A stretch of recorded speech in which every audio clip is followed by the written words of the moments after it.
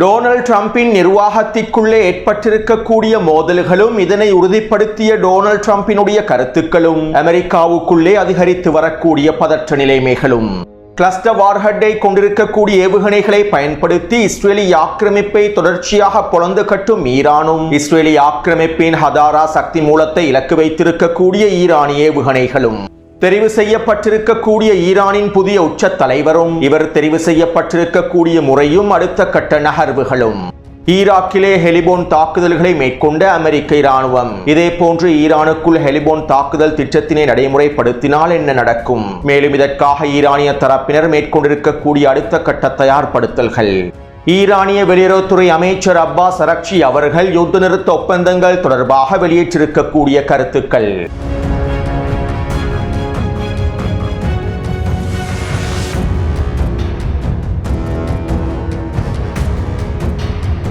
ஈரானின் புதிய உச்ச தலைவராக தியாகி இமாம் அலி கமேனி அவர்களுடைய மகனான ஆயத்துல்லா சயீத் முஜ்தபா கமேனி அவர்கள் தெரிவு செய்யப்பட்டுள்ளார். வழக்கமாக ஈரானிய உச்ச தலைவர் அவருக்கு அடுத்தபடியாக இருக்கக்கூடிய வாரிசை ஈரானின் அசெம்பிளி ஆஃப் எக்ஸ்பர்ட்டிடம் பரிந்துரை செய்வார். இவ்வாறு உச்ச தலைவர் எனக்கு அடுத்த வாரிசாக இவர்தான் இருக்க வேண்டும் என பரிந்துரை செய்தால் அடுத்த உச்ச தலைவரை தெரிவு செய்யக்கூடிய வாக்கெடுப்பில் பங்கு பெற்றக்கூடிய உறுப்பினர்கள் இந்த பரிந்துரையை கருத்தில் கொண்டே வாக்களிப்பார்கள். ஆனால் தியாகி அலி கமேனி அவர்கள் அவருக்கு பின்னரான வாரிசை பரிந்துரை செய்யவில்லை. எனக்கு பின்னர் இவர் தான் இருக்க வேண்டும் என்பதனை அவர் குறிப்பிடவில்லை. எனக்கு பிறகு உச்ச தலைவராக இவர் தெரிவு செய்யப்பட்டால் நன்றாக இருக்கும் என்று அவர் குறிப்பிடவில்லை. மேலும் இந்த தீர்மானத்தை ஈரானின் அசெம்பிளி ஆஃப் எக்ஸ்பர்ட் குழுவிடமே அவர் விட்டுவிட்டார். இதற்கமைவாகவே கடந்த 2 வாரங்களாக ஈரானின் அசெம்பிளி ஆஃப் எக்ஸ்பர்ட் குழுவானது வேலை திட்டங்களை முன்னெடுத்து வாக்கெடுப்புகளை நடத்தியிருந்தது. மேலும் இவ்வாறு சுயாதீனமான முறையில் வாக்கெடுப்புகள் நடத்தப்பட்டு அசெம்பிளி ஆஃப் எக்ஸ்பர்ட் குழுவினால்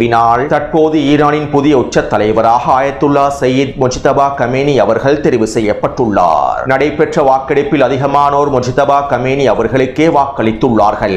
மேலும் இதிலிருந்து முஜ்தபா கமேனி அவர்கள் தெரிவு செய்யப்பட்டிருப்பது சுயாதீனமான வாக்கெடுப்பு முறையில் தான் என்பதனையும் உறுதிப்படுத்த முடியும். தந்தைக்கு பின் மகன் என்கின்ற அடிப்படையில் குடும்ப வாரிசு என்ற அடிப்படையில் ஈரானிய உச்ச தலைவர் பதவியானது அவருக்கு வழங்கப்படவில்லை என்பதனையும் நாங்கள் தெளிவாக புரிந்து கொள்ள வேண்டும்.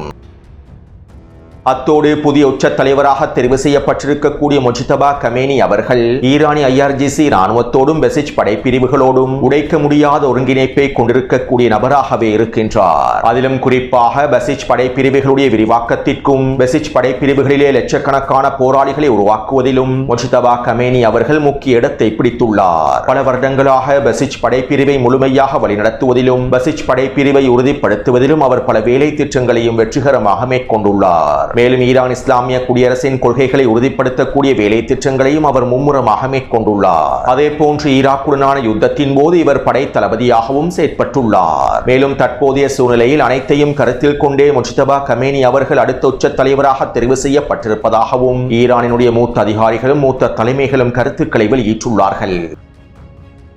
அத்தோடு ஈரானினுடைய ஒட்டுமொத்த தேசிய இராணுவமும் முப்படைகளும் ஈரானிய IRGC இராணுவமும் பெசிச் படைப்பிரிவுகளும் கூற்று அறிக்கையை வெளியிட்டிருந்தார்கள். அசெம்பிளி ஆஃப் எக்ஸ்பர்ட் குழுவினால் தெரிவு செய்யப்பட்டிருக்கக்கூடிய ஈரானின் புதிய உச்ச தலைவர் ஆயத்துல்லா சயீத் முஜ்தபா கமேனி அவர்களுக்கு நாங்கள் முழுமையாக கட்டுப்படுகின்றோம். நாங்கள் அவருக்கு விசுவாசமாகவும் ஈரான் இஸ்லாமிய குடியரசுக்கு விசுவாசமாகவும் இருப்போம். எங்களுடைய இறுதி மூச்சு வரை ஈரானிய மக்களுக்காகவும் ஈரான் இஸ்லாமிய குடியரசுக்காகவும் உறுதியோடும் நம்பிக்கையோடும் செயற்படுவோம் என முப்படைகளும் கூட்டறிக்கையில் தெரிவித்துள்ளார்கள்.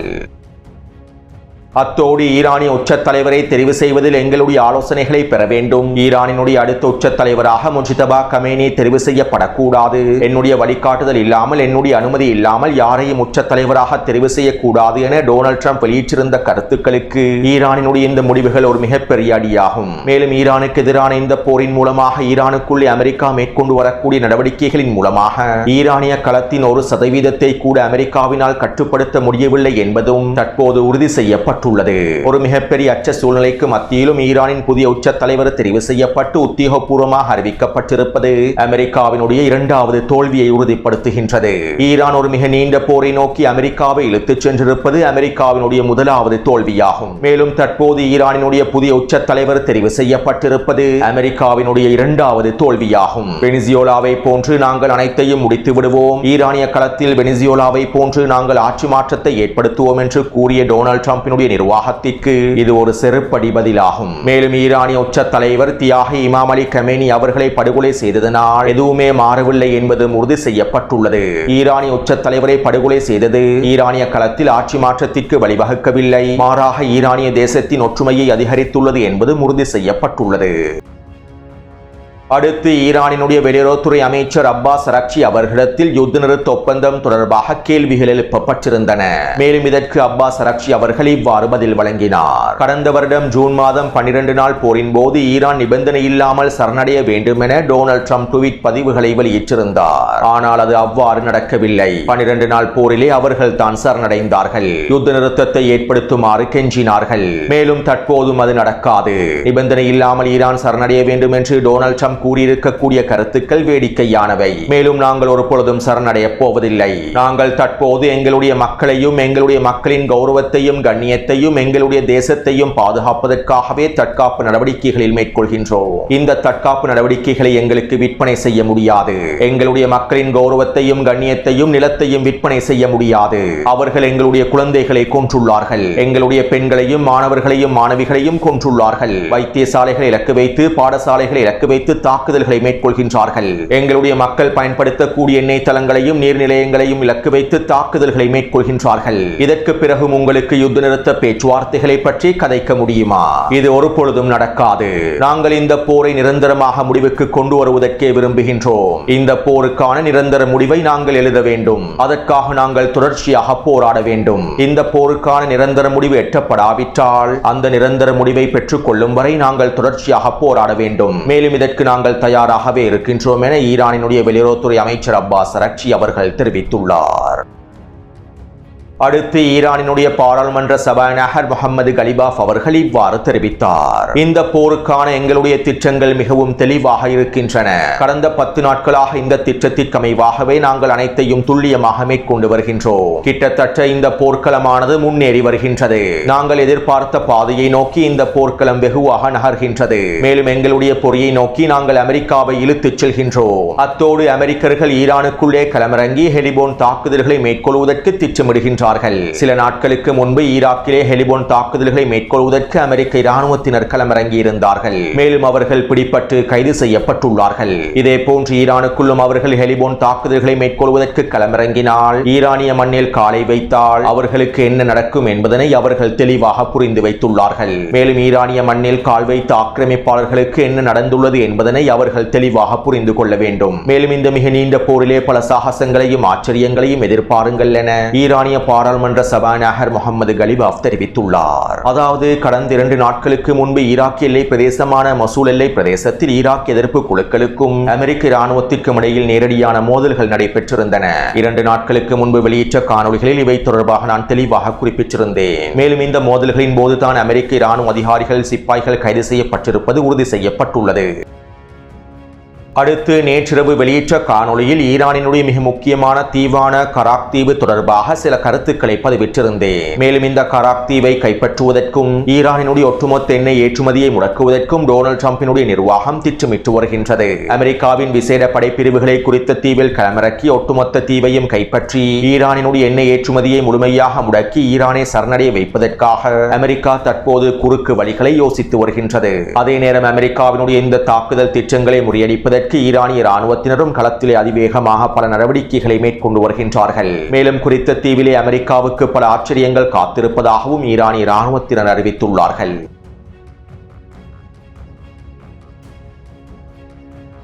ஈரானின் எண்ணெய் தளங்களை இலக்கு வைத்து மேற்கொள்ளப்பட்ட தாக்குதல்களை தொடர்ந்து டொனால்ட் ட்ரம்பினுடைய நிர்வாகத்தில் மோதல்கள் வெடித்துள்ளன. அதாவது ஈரான் எண்ணெய் தளங்களை இலக்கு வைத்து தாக்குதல்கள் மேற்கொள்ளப்பட்டதை தொடர்ந்து சர்வதேச சந்தையில் எண்ணெயினுடைய விலையானது பல மடங்கினால் அதிகரித்துள்ளது. கடந்த வாரம் ஒரு பீப்பாயினுடைய விலை $93 இருந்தது. தற்போது ஒரு பீப்பாய் கச்சா எண்ணெயினுடைய விலையானது $109 அதிகரித்துள்ளது. மேலும் இதனால் அமெரிக்காவிலே எரிபொருள் விலையானது 14% அதிகரித்துள்ளது. இன்னும் 2 வாரங்களுக்குள் அமெரிக்காவுக்குள்ளே எரிபொருள் விலையானது 25% அதிகரிக்கும் என ஆய்வாளர்கள் எச்சரிக்கைகளை வெளியிட்டுள்ளார்கள். இப்படியான நிலைமையிலேயே தற்போது டொனால்ட் ட்ரம்பினுடைய நிர்வாகத்திற்குள் மோதல்கள் வெடித்துள்ளன. எரிபொருள் விலையேற்றத்தினை அமெரிக்க மக்கள் தாங்கிக் கொள்ள மாட்டார்கள். தற்போது எரிபொருள் விலையேற்றத்தினால் அமெரிக்க மக்களுக்கிடையில் பதற்றங்கள் அதிகரித்துள்ளன. மேலும் எரிபொருள் விலையேற்றம் அமெரிக்காவுக்குள்ளே பொருளாதார நெருக்கடிகளையும் அதிகரித்துள்ளது. இன்னும் 1-2 வாரங்களுக்குள் எரிபொருளானது இன்னும் பல மடங்கினால் அதிகரிக்கும் என ஆய்வாளர்கள் எச்சரிக்கைகளை வெளியிட்டுள்ளார்கள். ஈரானினுடைய எண்ணெய் தளங்களை இலக்கு வைத்து இந்த தாக்குதல்களை மேற்கொண்டிருக்க கூடாது. இதனால் தற்போது ஈரான் அரபு நாடுகளில் இருக்கக்கூடிய எண்ணெய் தளங்களை இலக்கு வைத்தும் தாக்குதல்களை மேற்கொள்கின்றது. இந்த தாக்குதல்கள் மிகப்பெரிய நெருக்கடியை ஏற்படுத்தப் போகின்றன. இஸ்ரேலியர்கள் ஆரம்பத்தில் சிறிய அளவிலான தாக்குதல்களை மேற்கொள்வதாகவே கூறினார்கள். தற்போது ஈரானின் எண்ணெய் தளங்களை இலக்கு வைத்து தாக்குதல்களை மேற்கொண்டு உலக சந்தையில் மிகப்பெரிய தாக்கத்தை ஏற்படுத்திவிட்டார்கள். இதனால் தற்போது அமெரிக்காவுக்குள்ளே பதற்றங்கள் அதிகரித்து வருகின்றன.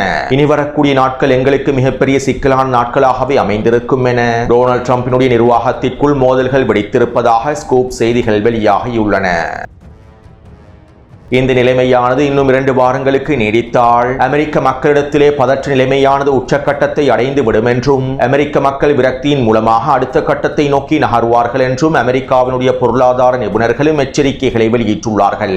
இன்னும் ஒரு வாரத்திற்குள்ளே மத்திய கிழக்கில் இருக்கக்கூடிய எண்ணெய் உற்பத்தி நிறுவனங்கள் அதனுடைய எண்ணெய் உற்பத்தியை முழுமையாக நிறுத்திவிடும். மேலும் தற்போது மத்திய கிழக்கு நாடுகளில் எண்ணெய் உற்பத்தியானது பல மடங்கினால் வீழ்ச்சி அடைந்துள்ளது. இவற்றை உறுதிப்படுத்தக்கூடிய வரைபடங்களும் தற்போது வெளியாகியுள்ளன.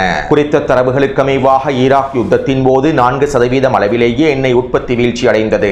ஆனால் தற்போது ஹெர்முஸ் ஜலசந்தி இழுத்து மூடப்பட்டு எண்ணெய் தளங்கள் மீதான தாக்குதல்களை தொடர்ந்து 20% அளவில் எண்ணெய் உற்பத்தியானது வீழ்ச்சி அடைந்துள்ளது.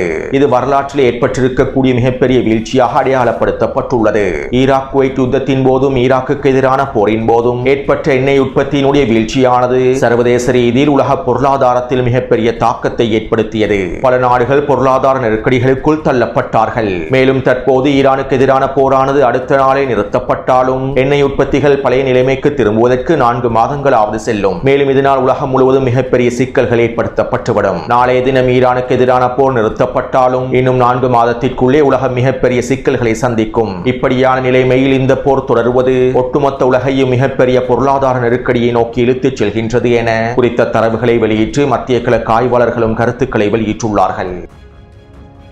இப்படியான நிலைமையிலேயே டொனால்ட் ட்ரம்ப் ட்ரூத் சோஷியல் தளத்தில் இவ்வாறு பதிவிட்டார். ஈரானின் அணு ஆயுத திறன்கள் முடிவுக்கு கொண்டு வரப்பட்டதும் ஈரானுக்கு எதிரான போர் முடிவுக்கு கொண்டு வரப்பட்டதும் ஈரானை நாங்கள் முழுமையாக வீழ்த்தியதும் எண்ணெய் விலையானது பாரிய அளவில் குறைந்துவிடும். தற்போது சிறிய அளவில் தான் எண்ணெய் விலையானது அதிகரித்துள்ளது. நாங்கள் இந்த உலகத்தை பாதுகாக்க வேண்டும். உலகத்தில் அமைதியை ஏற்படுத்த வேண்டும். அமைதியை ஏற்படுத்துவதற்காகவும் உலகத்தை பாதுகாப்பதற்காகவும் எரிபொருளினுடைய சிறிய விலையேற்றத்தை பொறுத்துக் கொள்ள வேண்டும். அமெரிக்க மக்களும் இந்த பொருள் வெளியேற்றத்தை பொறுத்துக் கொள்ள வேண்டும் என டொனால்ட் ட்ரம்ப் ட்ரூத் சோஷியல் தளத்தில் பதிவிட்டுள்ளார். மேலும் டொனால்ட் ட்ரம்ப் வெளியிட்டிருக்கக்கூடிய இந்த கருத்துக்கள் டொனால்ட் ட்ரம்பினுடைய நிர்வாகத்திற்குள் ஏற்பட்டிருக்கக்கூடிய மோதல்களையும் உறுதிப்படுத்தியுள்ளது.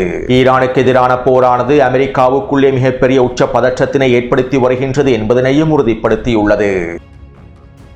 அடுத்து நேற்றிரவு சவுதி அரேபியாவினுடைய இராணுவத்தினர் ஈரானிய ட்ரோன்களை சுட்டு வீழ்த்தும் சந்தர்ப்பத்தில் ஏவுகணைகளை சுட்டு வீழ்த்தும் சந்தர்ப்பத்தில் அதனுடைய பாகங்கள் சவுதி அரேபியாவின் அல் கராச் பிரதேசத்தில் இருக்கக்கூடிய துப்புரவு பணிகளை மேற்கொள்ளக்கூடிய நிறுவனம் ஒன்றின் மீது விழுந்துள்ளது. இதனால் ஏற்பட்ட தாக்கத்தினால் 2 பேர் உயிரிழந்திருப்பதாகவும் 12 பேர் படுகாயமடைந்திருப்பதாகவும் தெரிவிக்கப்படுகின்றது. அடுத்து நேற்று மாலை ஈரான் இஸ்ரேலிய ஆக்கிரமிப்புக்கு எதிராக உச்ச தாக்குதல்களை மேற்கொண்டிருந்தது. நேற்றிரவு வெளியிட்ட காணொலியில் இவை தொடர்பாக குறிப்பிடுவதற்கு மறந்துவிட்டேன். அதாவது நேற்று மாலை இஸ்ரேலிய ஆக்கிரமிப்புக்கு எதிராக கிளஸ்டர் வார்ஹெட்டை கொண்டிருக்கக்கூடிய ஏவுகணை தாக்குதல்களை ஈரான் தொடர்ச்சியாக வீரியமாக மேற்கொண்டது. இதன் விளைவாக இஸ்ரேலிய ஆக்கிரமிப்பின் டெல் அவீவ் மற்றும் மத்திய பிரதேசங்களில் 5க்கும் அதிகமான கட்டிடங்கள் சேதப்படுத்தப்பட்டிருந்தன. மேலும் இஸ்ரேலிய ஆக்கிரமிப்பு உச்ச ஊடக தணிக்கையை செயற்படுத்தியிருந்தது. இதனால் ஒரு சில காணொலிகள் மாத்திரமே வெளியாகி இருந்தன. தற்போது கிடைக்கப்பெற்றிருக்கக்கூடிய தகவல்களுக்கு அமைவாக 25க்கும் அதிகமானோர் கொல்லப்பட்டிருப்பதாக தெரிவிக்கப்படுகின்றது. இருப்பினும் இவை இன்னும் உறுதிப்படுத்தப்படவில்லை. அத்தோடு ஈரானினுடைய எண்ணெய் தளங்களை இலக்கு வைத்து தாக்குதல்களை மேற்கொண்டதனால் நேற்றிரவு ஈரானின் வான்பரப்பு மாசடைந்திருந்தது. இவ்வாறு வளிமண்டல முச்சளவில் மாசடைந்திருக்கக்கூடிய நிலைமையில் ஏவுகணை தாக்குதல்களை துல்லியமாக மேற்கொள்ள முடியாது. இதனால் தான் நள்ளிரவு வேளையில் ஈரான் தாக்குதல்களை மேற்கொள்ளவில்லை. அதே நேரம் இன்று அதிகாலையில் இருந்து ஈரான் தாக்குதல்களை வீரியமாக ஆரம்பித்தது. இதற்கமைவாக இஸ்ரேல் இஸ்ரேலி ஆக்கிரமிப்பை இலக்கு வைத்து உச்சவீரியமான தாக்குதல்களை மேற்கொண்டது. இதன்போது இஸ்ரேலி ஆக்கிரமிப்பின் மிகப்பெரிய சக்தி மூலமான ஹதாரா சக்தி மூலத்தை இலக்கு வைத்தும் தாக்குதல்கள் மேற்கொள்ளப்பட்டுள்ளன. குறித்த சக்தி மூலத்தில் 2 வெடிப்புகள் பதிவாக இருப்பது உறுதி செய்யப்பட்டுள்ளது. மேலும் டெல்லவிவ் மற்றும் மத்திய பிரதேசங்களிலும் தாக்குதல்கள் மேற்கொள்ளப்பட்டுள்ளன. அதேபோன்று Saudi Arabia, Dubai, Qatar, Bahrain மற்றும் குவைத்தை இலக்கு வைத்தும் தொடர்ச்சியான ட்ரோன் தாக்குதல்களும் ஏவுகணை தாக்குதல்களும் மேற்கொள்ளப்பட்டு வருகின்றன. மேலும் ஈரானினுடைய ட்ரோன்களை சுட்டு வீழ்த்துவதற்காக தற்போது மத்திய கிழக்கு நாடுகளில் பிரித்தானியாவினுடைய போர் விமானங்களும் பிரான்சினுடைய போர் விமானங்களும் களமிறங்கி இருப்பதாகவும் தெரிவிக்கப்படுகின்றது. அதே நேரம் இந்த தடைகளை தாண்டி ஈரானிய இராணுவத்தினர் தொடர்ச்சியான தாக்குதல்களையும் மேற்கொண்டு வருகின்றார்கள். அத்தோடு ஹிஸ்புல்லா இராணுவத்தினரும் வீரியமான தாக்குதல்களை மேற்கொண்டு வருகின்றார்கள். இவை தொடர்பான முக்கியமான தகவல்களை அடுத்த காணொலியில் பதிவிடுகின்றேன். தொடர்ந்தும் என்னுடன் இணைந்திருங்கள். நன்றி, வணக்கம்.